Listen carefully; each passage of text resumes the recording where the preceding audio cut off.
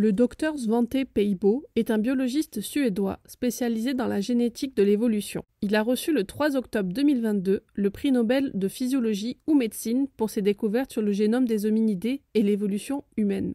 C'est bien beau tout ça, mais qu'est-ce que c'est qu'un génome? Et un hominidé?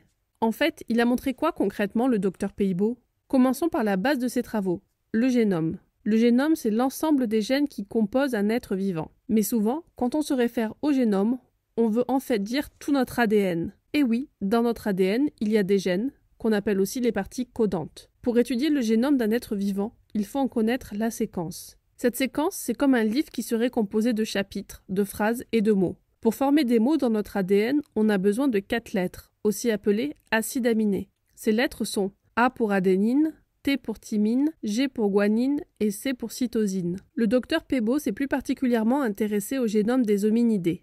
Un hominidé est défini comme un mammifère primate à locomotion partiellement ou totalement bipède, donc sur ses 2 jambes, présentant de fortes aptitudes à la vie sociale et à l'apprentissage. Donc en gros, l'homme est un hominidé. Dans cette définition, on retrouve également nos lointains ancêtres, les australopithèques, et tous les anciens du genre Homo comme les Homo habilis ou les Homo erectus. Mais on retrouve également les chimpanzés ou les bonobos. Quand il s'agit de déchiffrer la séquence du génome d'un Homo sapiens, ça c'est nous les hommes, d'un chimpanzé ou d'un bonobo, c'est assez facile car de l'ADN on en a en quantité suffisante vu qu'il existe de nombreux individus de cette espèce. Donc on peut récupérer de l'ADN encore et encore pour arriver à lire et à connaître toute la séquence du génome.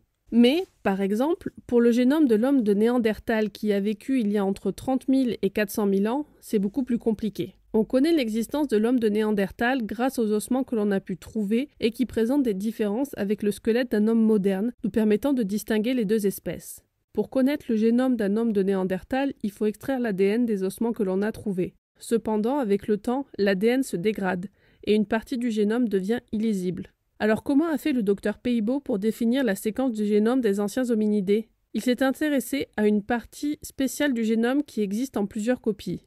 Ce qui fait que même si une partie a été détruite au cours du temps, le nombre de copies restantes des milliers d'années plus tard était suffisant pour en déchiffrer la séquence. Une fois l'ADN de Néandertal obtenu, Dr Pääbo et son équipe ont pu le comparer à celui de l'humain moderne. Ce travail acharné du Dr Pääbo et de son équipe leur a permis de reconstituer avec le temps la séquence du génome quasi complète de l'homme de Néandertal qu'il a publié en 2010. Cette découverte a permis de conclure qu'1 à 3% de l'ADN de l'homme de Néandertal est similaire à l'ADN de l'humain moderne. Dr Pääbo et son équipe ont également été les premiers à identifier une nouvelle espèce d'hominidé appelée l'hominidé de Denisova, d'après le nom de la grotte dans l'Altaï en Sibérie où l'ossement avait été retrouvé. Les travaux du Dr Pääbo ne s'arrêtent pas là et il a fait beaucoup d'autres choses dans sa carrière comme déchiffrer la séquence du génome des mammouths. Félicitations au Dr Pääbo pour son travail et pour l'obtention du prix Nobel. Il est l'exception à qui on demande « Du vieux docteur ?»